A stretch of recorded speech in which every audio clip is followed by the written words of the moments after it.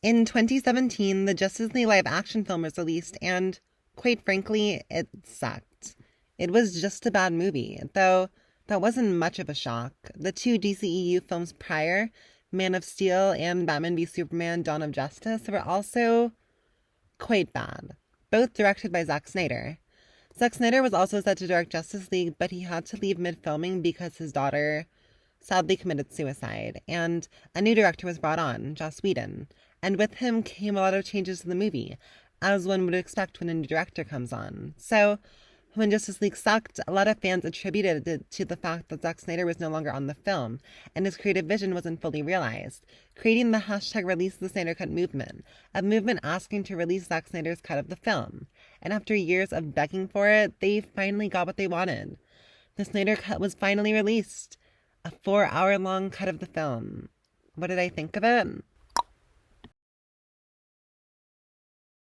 In preparation for the Snyder Cut, I took it upon myself to sort of binge the entire Snyderverse. I didn't rewatch Wonder Woman or Aquaman because I didn't feel they were super important for this, but I watched Man of Steel, Batman v Superman: Dawn of Justice, Attorneys at Law, the ultimate enhanced director's vision come true, unlimited cut, and of course, Joss Whedon's Justice League, or as one of my friends put it, Justice League, before watching all 4 hours of the Snyder Cut. My dog Bagel watched with me for emotional support. I know my videos are usually pretty structured and have a point to the end, but the Snyder Cut genuinely scrambled my brain, so the parts in this video are going to be more like the different criticisms of the film that I have. They won't be all of my critiques of the film, but they'll be the ones that I wanted to put out there because there are already enough people out here dragging the Snyder Cut. I don't feel like I need to bring up every criticism I could ever have. I think I'll just drag it the way that I want to, if that's all right with you. Cool? Cool. There are 3 main things I want to get into with the Snyder Cut, but firstly, what the fuck even happened in that film? Okay, so way back thousands of years ago, Darkseid and his people tried to conquer Earth, but the Amazons, Atlanteans, humans, some people from space, and other miscellaneous friends and allies they made along the way all joined forces and kicked him out.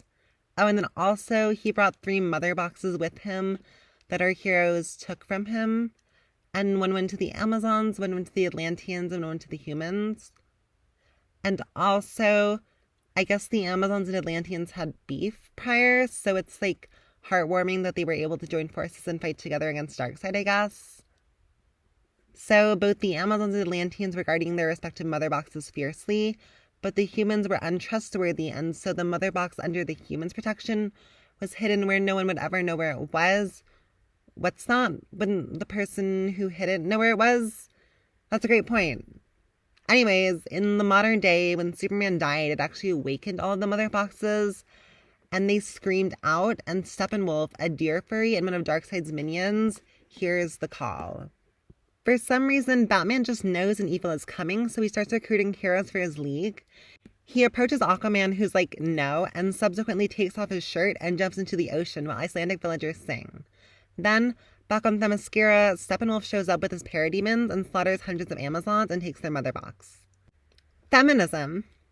Then the Amazons send out like a beacon arrow that flies all the way to France, and Wonder Woman finds the arrow and then like goes to an underground temple where the runes tell the story of what happened with Darkseid and the mother boxes. She then reaches out to Batman and they decide to build a team. Batman reaches out to Barry, who is homeless and squatting in a warehouse where he's constantly watching K-pop and Rick and Morty simultaneously, presumably while masturbating, and gets him to agree to join. Wonder Woman reaches out to Cyborg, who, unbeknownst to her, has Man's mother box, and he says no to joining the team. Then Aquaman meets Mera, who's rocking a terrible British accent, and tells him he has to save the world, and he's like, lol, no. Then parademons start attacking Earth, and the attacks all like converge on a location, whatever converge means. And so Wonder Woman, Batman, and the Flash go to the location because that's where Steppenwolf is, and Cyborg joins them last minute, so they go to fight Steppenwolf, who has human hostages, and they all like sort of don't do very well. Well, I mean, the fight is cool, and it looks like they're doing well, but the movie wants me to know that they weren't strong enough to beat him. And Aquaman joins them during the fight. After Steppenwolf leaves, they find out he has 2 of the 3 mother boxes, and they're all like, oh no, if he gets the 3rd mother box, he can merge all of them and bring Darkseid to Earth. And then Cyborg's like, I have the 3rd mother box. And they all go back to the Batcave to talk, and they realize they can use the mother box they have to bring Superman back to life. So they do that, but then he gets angry and single-handedly beats all of them up before flying away with Lois Lane. Unfortunately, them activating the mother box to bring Superman back to life alerted Steppenwolf to their location, who shows up to steal it, and like somewhere between that, Victor's dad gets the mother box, and then he commits suicide with the box when Steppenwolf takes it from him, but in committing suicide with the box, he raised the heat signature of the box so that they'd be able to find it with infrared vision. I think that's the kind of vision, at least. And no, they can't bring back his dad with the box, even though they brought back Superman in the literal same movie. And no, they can't use it to bring back any of the civilian casualties throughout the film. Superman is the only one who can come back to life. Anyways, so the League devises a plan where... Okay, so since Steppenwolf has all 3 mother boxes now, he can use them to create a portal and bring Darkseid to Earth. Or was it terraform Earth to Darkseid's will? It was one of the 2. So they need to stop him before he does that. So Cyborg can hack the boxes with his powers, but Flash needs to create a speed charge fast enough for that to work. And then Wonder Woman, Batman, and Aquaman will keep Steppenwolf busy while they do that. So they go and do that, and then Superman joins them, and then they defeat Steppenwolf, and Wonder Woman chops his head off, and they all live happily ever after. Which you think would be the end of the film, but then it goes on for another half hour where we see this dream where Superman is an evil dictator in the future because Lois Lane died, and the world looks all Mad Max Fury Road, and Mad Max Batman, Mara, Cyborg, and the Flash are all meeting together with Jared Leto Joker, and Joker is all like, Batman, you're never going to kill me, and Batman is all like, I'm going to kill you, Joker. That's not a joke, by the way. He actually says that, which is honestly should not be surprising since Batman also uses guns this entire movie. Anyways, then it's actually all a dream, and Batman wakes up, and the Martian Manhunter is outside of his house, and he tells him that his parents would be proud of him, and Batman is all like, thanks. And then the movie ends. Alright, so before I get into critiquing my personal gripes with the film, I think I just need to get into why this film is a bad film, because I do think it's just like a bad movie. I have issues with how it works as a superhero story and how the female characters are treated in the movie, but beyond those things, I think it's just a bad movie. The movie is 4 hours long and it has no business being that. It's almost tiring to get through. And despite being an action film, the action didn't really draw me in like I had hoped. The action in the movie almost resembles that of video games, which, I mean, I love video game action, but if your superhero movie's action is filmed like the action in Injustice, something has gone wrong. A movie should not look like a video game cutscene, so while part of what Zack Snyder is known for is his action sequences, I actually feel like the action in this film really underdelivered.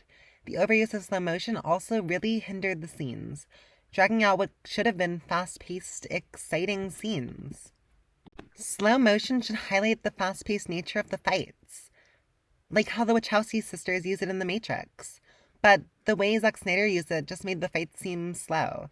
But it wasn't just the action sequences.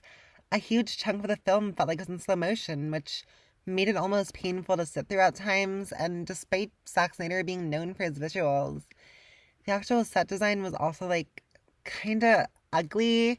A lot of the scenes were ugly or boring. It wasn't a nice film to look at, which, like, kinda sucked, since film is a visual medium. Especially when Martian Manhunter showed up. Those special effects were, like, awful. Those Martian Manhunter graphics gave Kristen Wiig's cheetah Evan for her money, and also a lot of those performances just weren't it. I really enjoyed Gal Gadot and Ezra Miller's performances, and while I think most of the cast is talented, I just couldn't get into any of the other performances. And also, half the cast is, like, kind of canceled at this point. Ezra Miller choked a woman, Henry Cavill made those weird comments about the Me Too movement, and Gal Gadot. I recommend you look into the controversy around the missiles in Wonder Woman 1984, because big yikes. Also, her singing Imagine did break the Geneva Convention and is legally considered a war crime. So, there's that. A lot of the dialogue and character writing was weird and kind of cringy. Like, at one point, Wonder Woman ties up a terrorist with her lasso of truth and asks him who he is, and he says, we're a small group of reactionary terrorists who want to turn back the clock in Europe 1,000 years, which is just an incredibly weird and disjointed line to say, and some of the lines just don't make sense. Like, when they're discussing bringing Superman back to life, Batman says, there are 6 of us, not 5. There is no us without him, which sounds sweet until you realize there was no us with him either, because the Justice League didn't exist back when he was alive. What? So yeah, the movie left me bored and baffled and just like, such a weird movie. Now I'm going to complain about how Zack Snyder gets superheroes wrong, because oh boy does he. So one of my major issues with Zack Snyder's movies is that he fundamentally doesn't understand superheroes. Or maybe he does, but these heroes don't feel like heroes. So what is a superhero? In my video on Brian Azzarello's Wonder Woman, which you should check out if you haven't, link in the description, I discussed how Wonder Woman was made to represent love and truth. And it's easy to look at a lot of early superheroes through that lens, as concepts brought to life. Wonder Woman is love and truth, Batman is order, Superman is hope. Superheroes stand as pillars for the good in the world, and their villains represent the evils. When Wonder Woman fights Cheetah, it isn't just an Amazon princess fighting a clawed furry foe, it's the embodiment of love fighting the embodiment of hate.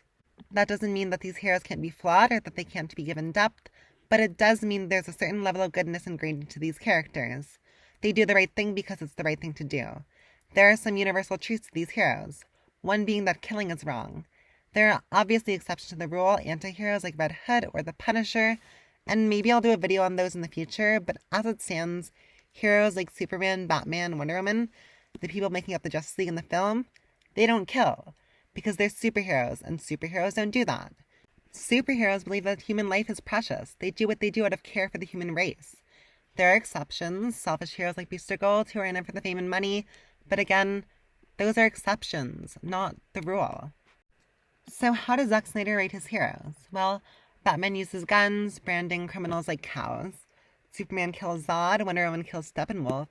The heroes kill parademons who appear to be sentient and intelligent without remorse. The hero fights are massively destructive, leaving terrible ruin in their wake. Hell, the Flash destroys everything around him just by activating his powers. Zack Snyder takes the Flash, who basically just runs fast, and before anyone comments, he doesn't just run fast. I am not getting into the Speed Force nonsense today. But he takes the Flash, and in the scene where we see him using his powers for the first time, activating his powers destroys not only his shoes, but literally the street beneath him, just from him moving across it. Heroes are supposed to help people, not destroy everything around them. That's kind of the opposite of helping.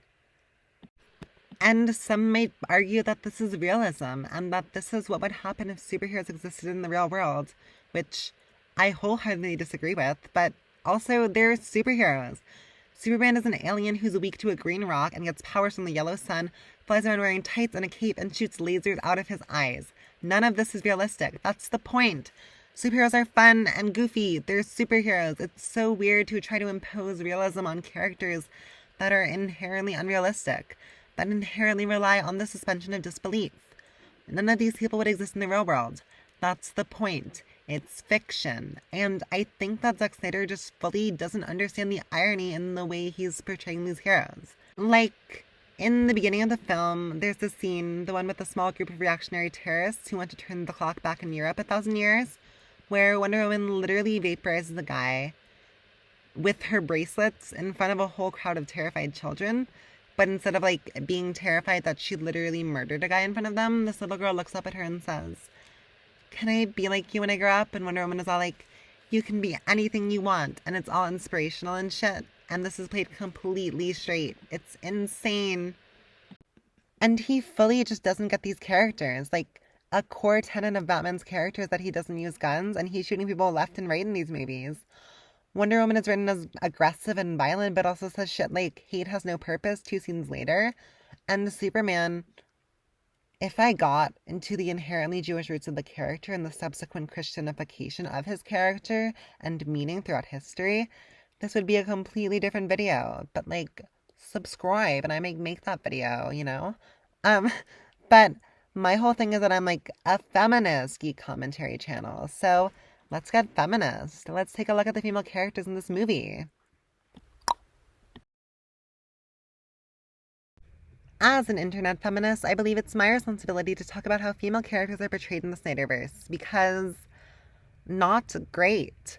I'd first like to talk about Wonder Woman, as she's both the most prominent female character in the film and also my favorite superhero. If you've watched my Wonder Woman video, you know my feelings about the portrayal of Wonder Woman as militant and violent. I don't like it. And that's definitely how Zack Snyder portrays her. But also, no, like in one scene she's hurling herself in a violent wrath at parademons, and in the next she's talking to Aquaman about how hate has no purpose and that we should all just get along and be friends. It's so weird, and despite being the most powerful female hero in DC, she's written to be considerably weaker than the most powerful male hero, Superman, which, before someone says, well, it's biology, men are stronger than women, and they fly and fart rainbows, Gregory. In an action movie, I want to see my badass ladies be just as badass as my men. Is that so wrong? That brings me to my second point, the Amazons, and this is a critique of the Wonder Woman film as well, and also most appearances of the Amazons in media, to be honest. So I'd like to propose a rule of writing. If you create a race of badass warrior women, let them be badass. Do not massacre them every time they show up. Does that seem fair? Our biggest group of badass female characters is absolutely annihilated by Steppenwolf, who then can't even hurt Superman when he comes back to life later. And yeah, Superman is always written to be stronger than the Amazons by far, and is usually written to be stronger than Wonder Woman too. But these are writing choices. Power levels are chosen by the writers, and the female characters are often written weaker than they should be. The question isn't, is Superman stronger than Wonder Woman? The answer is yes. The question we should be asking is, why is Superman written to be stronger than Wonder Woman? And when the question is posed, the answer becomes glaringly obvious. It's sexism, by the way, in case that wasn't obvious. The answer is sexism. The rest of the female characters in the film can really be painted with broad strokes. All of Lois, Martha, and Mara's characterizations are in relation to male characters. Lois is sad that Superman is dead and happy when he comes back to life. Martha is sad and poor that Superman is dead and happy when he comes back to life.